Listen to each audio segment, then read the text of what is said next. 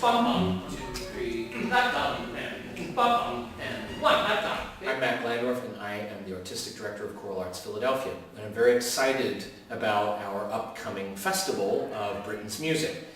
I began singing Britten's music when I was a child, and I remember hearing it, going to a concert to hear Saint Nicolas when I was 6 years old, shortly after the composer died in 1976.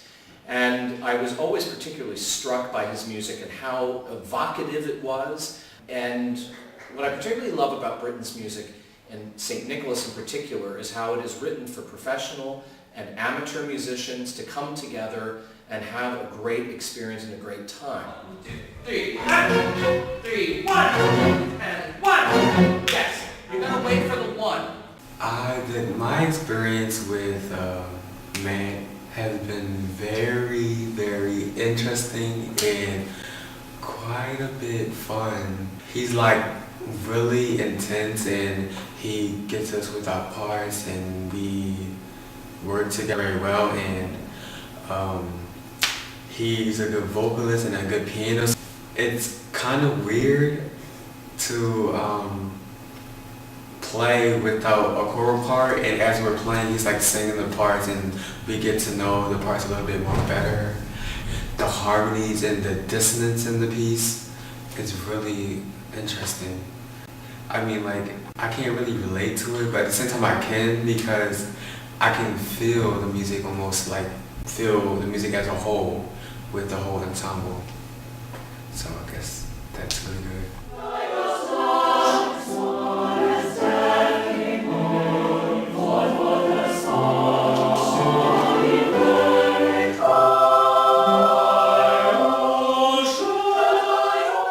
Very close to me. I feel a very special connection to him, having grown up in the same part of England that he did. My mother was from the same coastline as him, and my great-grandfather was born in the same town. And actually was a sailor, a fisherman, in the same way Peter Grimes was. So there's a very personal connection for me. And growing up, I always had the sense that Britten was somebody important in where I lived, but then it wasn't until I went to a different city and studied, and then came abroad and understood that he was a great celebrity. I always thought that he was just a local, fantastic musician that we had, but it's very special to me to realize that he was both. That he did care very much about the area of England that he and I were from.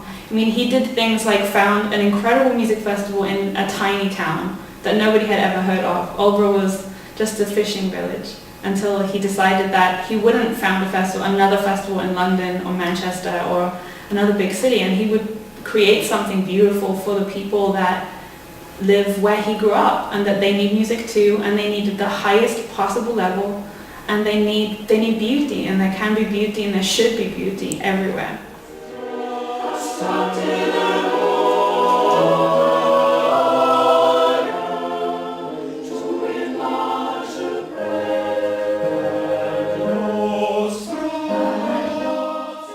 Another way to see this incredible responsibility that he felt to people. He was about people and he was about music. It wasn't about having his name plastered on a big poster. It was about the real thing. Look up, please. Ready to go.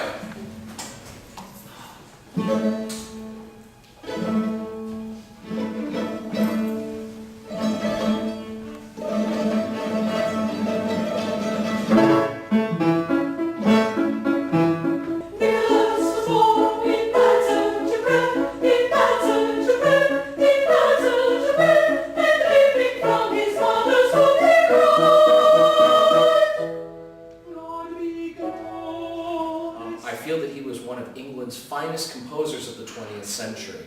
He was able to evoke the sense of the mood if he was trying to recreate the sense of the sea, or if he was trying to bring forth any other kinds of ideas like children tripping or things like that. You could hear it in the music. Yell it out for me. Really yell it out. 1, 2, 3, 1 and 2 and 1 and 2 and 1 and 2 and 1 and 2. That's it. Now play it. 1, 2, 3, ah. 1, 2, 3, go. And 1 and 1. So collaborating with Musicopia String Orchestra and the Archdiocesan Girls Choir, and that it's going to be a big community event in which we're all going to participate. So look forward to seeing you there.